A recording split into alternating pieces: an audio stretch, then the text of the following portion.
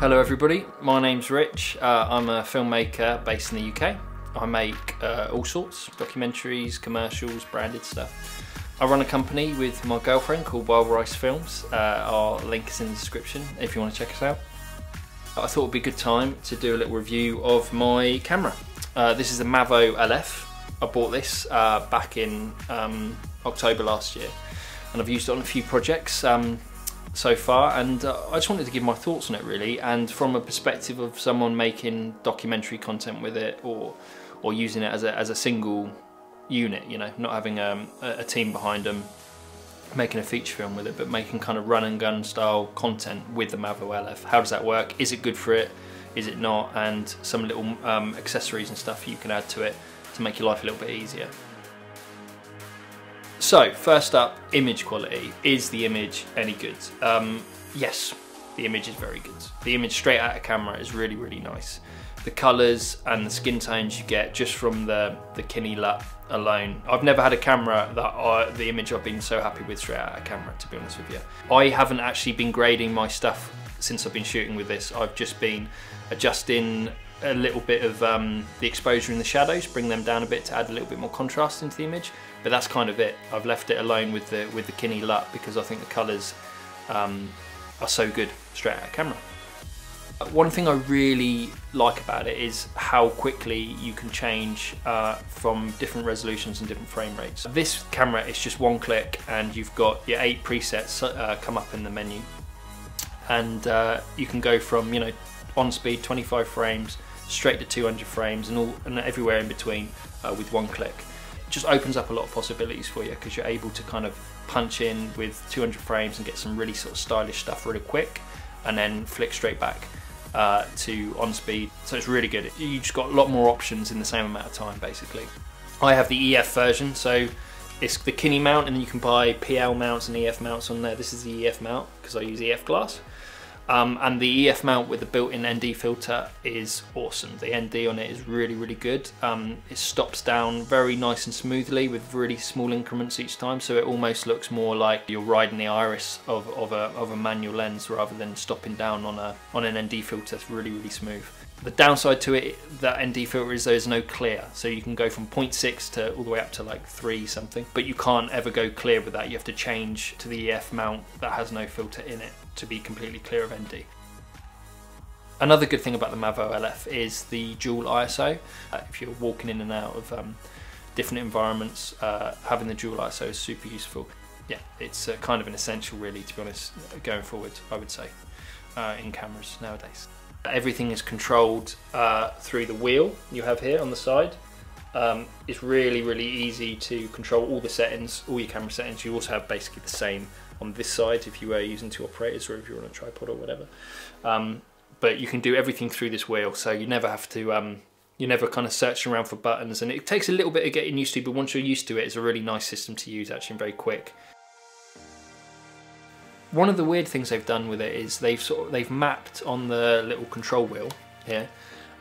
They've mapped the ND filter. You press the right of the wheel to access and then the little ND filter icon goes green, and then you adjust the ND.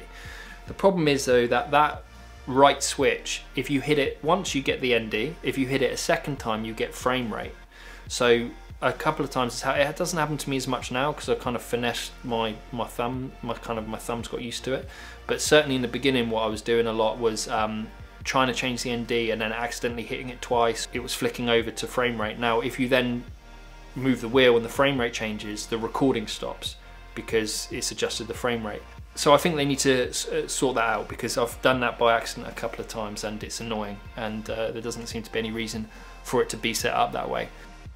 The audio bars that you see in the monitor aren't very accurate, it doesn't seem. So there's like a discrepancy between the visual display of the audio bars going up and down and what's actually coming into camera, as far as I can tell. So hopefully that's an easy fix with a firmware update, but it'd be great to see kind of more accurate audio bars on your monitor.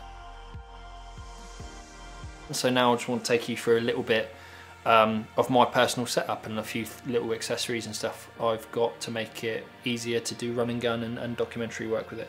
So When it ships to you, if you get the Pro package, probably on the basic package as well, you get a handle, a top handle, and the monitor would normally slide in on that top handle. It's not really that useful other than on a tripod to shoot with it in that way because it's kind of too tall. So I removed the handle completely from the top, and I mounted my monitor to the front of, you get this kind of top sort of cheese plate with it, sort of ships with that from Pro AV. So I've mounted that there, and I shoot with it in a kind of, I suppose kind of rifle style. I kind of push the battery into my shoulder.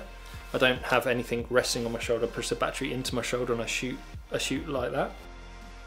One thing I've done is I've put a 15mm rod sort of base plate on the bottom here, made by Small Rig, I think. And then I've mounted on a 15mm rod with a rosette. I've mounted this wooden handle here, which is really useful when you're shooting handheld. Gives you that extra stability, and also it's really good for resting. You can rest it in your left hand and kind of shake this arm out, which gets a bit dead after a while. It also comes with these little batteries here. These batteries fit into the hand grip like that, and I don't normally tend to use them when I'm using a V-Lock because I think it makes the kind of hand grip a little bit too heavy. But they're a great thing to have. I've got a few of these, and if you want to strip it back and not have a big battery on the back at all, you can run the whole rig off these. If you are running the whole rig off these, they last probably about 45 minutes, I'd say. So not a long time, but it's only a little battery, and the camera's doing a lot of stuff. So, but it is useful to be able to just pop that in the hand grip, and especially if you were going to end up using this on something like a gimbal or a drone, you can kind of strip it back and make it lightweight and run it off these little batteries, which is really good. All right, that's it. That was my Mavo LF review. Thank you very much for checking it out. Hopefully it was useful to somebody to see kind of how to use it in a documentary setup. And yeah, I think it's a great camera in general, and it's a surprisingly good tool to use as a single operator as well. Thank you very much for tuning in, and stay safe, look after each other, and yeah, see you later. Bye.